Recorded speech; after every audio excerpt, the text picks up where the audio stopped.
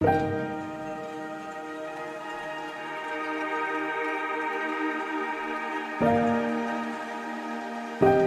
Friends, my students.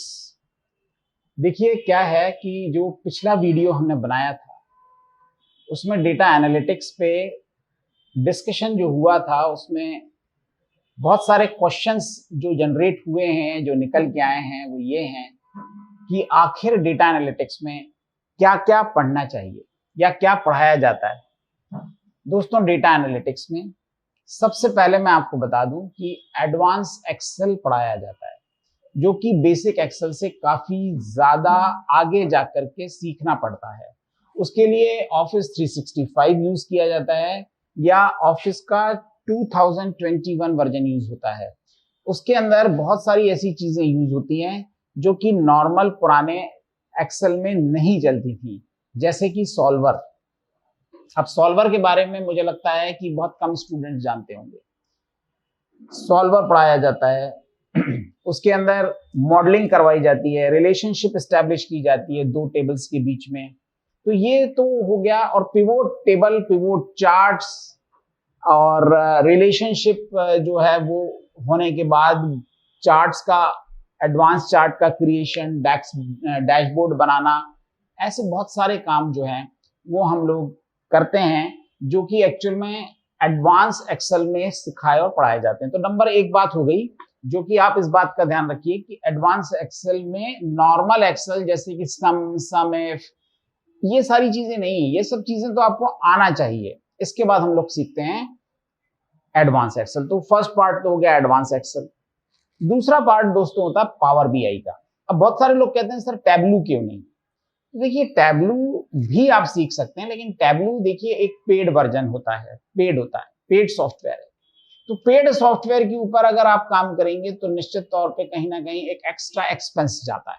तो वही चीज क्यों ना हम एमएस पावर बीआई में सीख लें। तो पावर बीआई में आप उस चीज को सीख सकते हो। तो पावर बीआई में हम पूरी तरीके से मॉडलिंग उसमें भी होती है, रिपोर्ट भी उसमें होता है, डेटा व्यू उसमें होता है, मॉडलिंग उसके अंदर होती है, रिलेशनशिप्स उसके अंदर होती हैं। उसके अंदर भी दो चार्ट्स को जोड़ा जा सकता है और अलग अलग तरीके के व्यूज बनाए जा सकते हैं। तो ये हो गया पावर बीआई की बात। तो दूसरा सॉफ्टवेयर जो सिखाया जाता है वो है पावर बीआई। तीसरा सॉफ्टवेयर जो सिखाया जाता है दोस्तों वो होता है पाइथन लैंग्वेज। पाइथन लैंग्वेज जो होती है वो आपको आना चाहिए और उसके थ्रू भी डैशबोर्ड्स बनाना यहाँ पर हम लोग सिखाते हैं। और उसके अंदर हम लोग सिखाते हैं बेसिकली सबसे ज़्यादा स्ट्रॉन्ग हमारा जो पार्ट रहता है वो रहता है नमपाई। नमपाई के साथ साथ जो हम सिखाना चाहते हैं वो है मैटप्लॉटलिब, पांडा और ऐसी बहुत सारी एडवांस लाइब्रेरीज जो कि नॉर्मल पाइथन सीखते समय नहीं पढ़ाई जाती हैं, तो इनका उपयोग किया जाता है।